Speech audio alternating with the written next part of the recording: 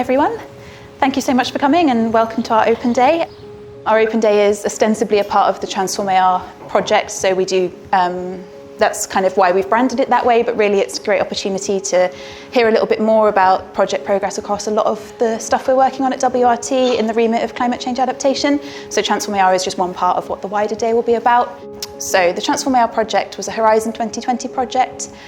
So it was going to be running for 4 years, due to end in September 2025, so nearly 5 years. And the ostensible aim of it was to accelerate and upscale transformational adaptation across Europe. So as part of the project, we've got 22 different partners covering 11 countries, 6 of which are demonstrator partners, which I'll come back to in a minute. And the overall aim is to kind of demonstrate solutions and pathways that are deemed essential for climate and social resilience to achieve rapid and far-reaching transformational adaptation. It's effectively looking at how you embed climate change actions into existing networks to really achieve systemic change rather than just kind of surface level changes or changes within structures that are already doing more harm than good. Here in the Tiddybrook catchment, we've been working on the Rapid Response Catchments project. What we're looking at is building resilience to flooding. So we've been working across 10 catchments across Devon to work with landowners and communities to try and build resilience to flooding.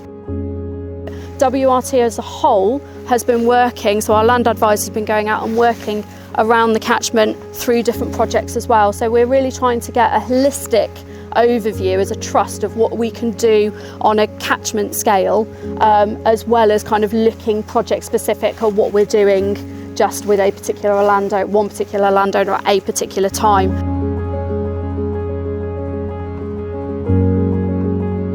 I think that it's such a long process to get things really going and to continue working on it, and adaptation is not one measure once and then you're done. It's a continuous progress. I think it's difficult to get across the urgency sometimes because a lot of people are shielded from it. But yeah, depending on where you are and what you do, it can be right here, right now. So.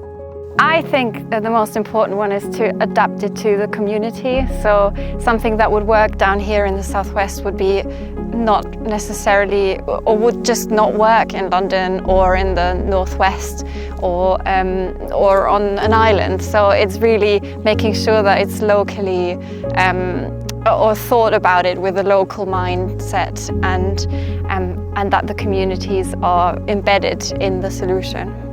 I think that people just